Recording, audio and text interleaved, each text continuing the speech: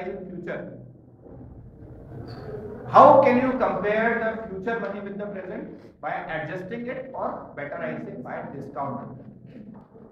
Okay, so this is the important. Why it is important? Why time value is important in taking the financial decision? Because the money worth today is different from money worth tomorrow, and whatsoever we are investing today will be realizing in the future years to come. Are you getting the point? So this is the thing. Why? Now the application includes what? The personal finance, capital budgeting, valuation, derivatives, and risk management. Now first is your personal finance.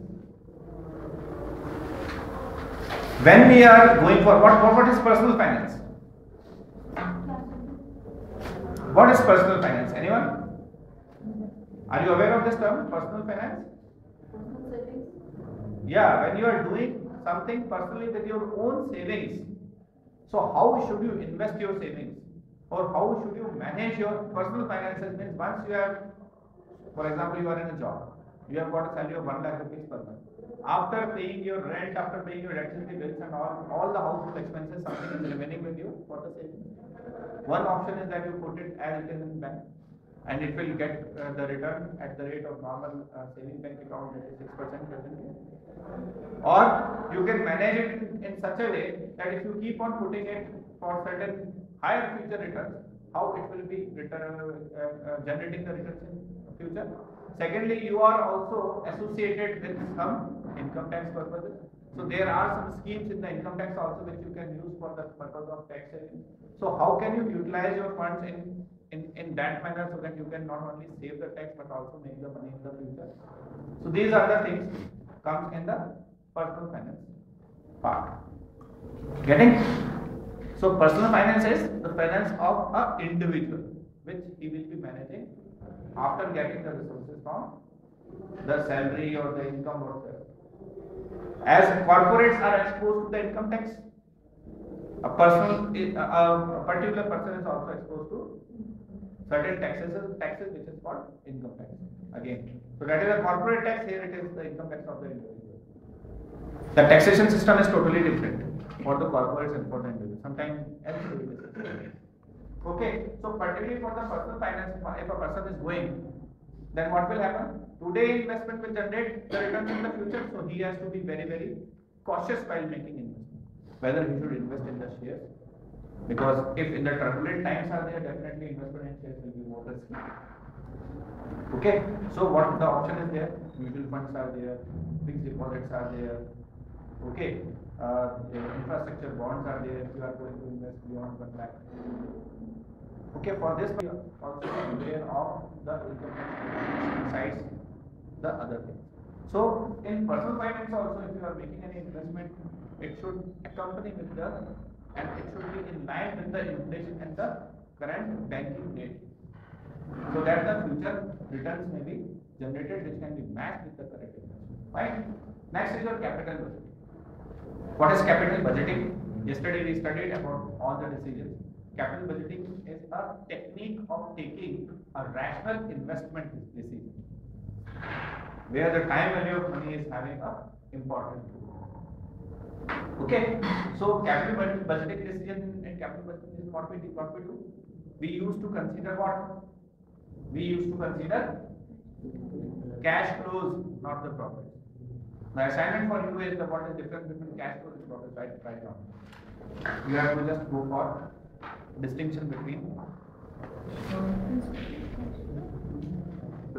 profits and cash flows. Okay. Second thing, I told you yesterday we will be discussing afterwards. I suppose you might have gone through the principle of wealth maximization and profit maximization at your home. Yesterday I gave you this assignment to just go through this so that we can discuss it in the class today.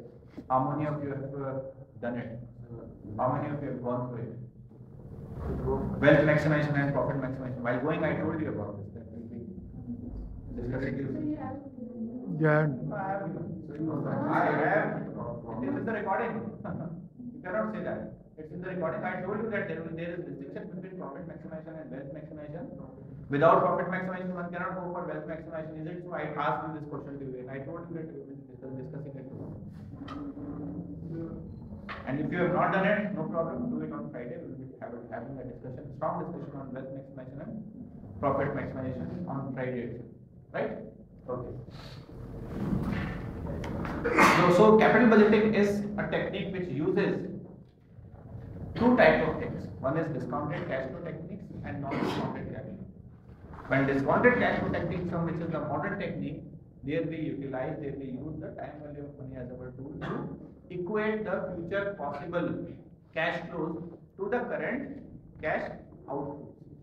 And the comparison between these two are done, and you have to see the feasibility whether the net present value or NPV is positive or not. This will be discussed when we will be going for the investment in detail. Valuation of many things are done. Valuation of shares are there, valuation of goodwill is there. When you are going for mergers, there are valuation. When you are going for acquiring one firm, there are valuation. Post and pre-valuation effects are to be judged, and post and pre-effects of valuation are to be seen in the light of time value of money. Because once you are going for a merger or acquisition or any strategic move, the value of the firm changes from what it is before. So when a merger is successful, when the value of firm A plus value of the firm B is less than value of the firm A plus B, means there will be a synergistic effect only when the value of firm A plus B is higher than that of the individual values of the firm if taken aggregate. Getting? So that has again to be seen in the light of valuation. Next is your derivative and risk management. Particularly when you are going with derivatives and risk management also, there are these techniques which are to be used. In that case also time value of money is one of the most important parts which is to be taken care of. Because if you are going for something hedging in the future, the amount of that particular thing which you will be getting, which you may get in future for managing your risk today, must be accompanied or must be in line with of the time value. Okay? Excuse me, sir. Yes. So while investing in shares or bonds or debentures, while investing in shares, people look about the past of the company, about the returns or dividends they are getting from the company. So that will go under personal finance or that will go under capital budgeting, because we are investing and we are investing in a company, and in return we are also increasing the value of the company. One year, just tell me one thing. Is your investment concerned with your personal investments, or are you a corporate who is thinking of making an investment? So while investing in a company, Yeah. if individually there are personal, If individually it is there, it will come in personal. And if you are taking from a corporate point of view, then corporate will never think of this. And when you are a corporate and you are thinking of investing in some other firm, there are a lot of legal provisions and SEBI guidelines which will get affected. So corporate finance is totally different from the personal. When we are talking of personal, in corporate finance for sure, time value of money and all will be of immense use. Because when we are talking of capital budgeting, valuation, derivatives and all, these all are related to the corporate finance. Are you getting the point? But in case of personal finance, it is only concerned with one person, the individual who is working. Getting the point? Is it clear to you? Anyone else? Any questions? Shall I proceed further? Shall I proceed? Next is your value of money. Where is the time due to? Of course, there is some inflation factor. Preference for the current consumption, that's what we discussed about the interest. Because I am interested in the current consumption, why should I part with the current consumption? And next is your investment opportunities available, which is your opportunity cost. Okay, if my money is with me and if I would have invested it somewhere else, I would have got that income which I am parting with today.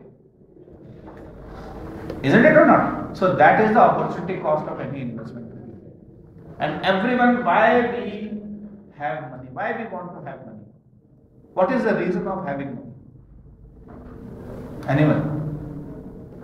Will you tell me the reasons or the motive behind money? To meet the requirements. To meet the requirements. Huh? To meet the needs. To meet the needs. It means It is a means, not an end. You cannot directly eat money, can you? Or do we earn money for eating it up? No. Why we earn money? Because we want to fulfill certain needs and we want to have some ends. So these money is nothing but a means, not the end. Now the purpose of having money can be divided and can be discussed in three ways. Why you can have money? First motive is called transaction motive. Why you want to have money? Because you want to go for some transaction. Okay, you want to purchase something for you, and money is a store of value. It is a store of value. It is a form in which you can store the value, and this value can be utilized in the future time to come. So first motive is the transaction motive. Second motive, why we want to keep money, is security motive. Isn't it?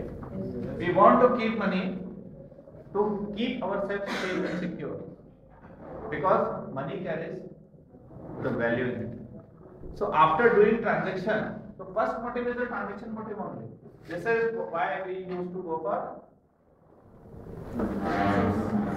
saving. And the last motive is very dangerous if not used rationally. Speculative motive. And sometimes this speculative motive eats up your savings. So while making investment, you have what's your name? Vanya has just told about the shares part. So while making investment in shares also, one must be careful that this portion should not get affected. A person should have a sufficient savings. Sometimes back only, it's just 3 or 4 days back only I was reading in the Business Standard that at the time of the recession, a person must keep 4, 5, 6 months salary as a savings in his account. So that if by any reason a person loses his job, so these savings will be helpful for him in his future. So security motive of money was reflected in that particular article which I was reading.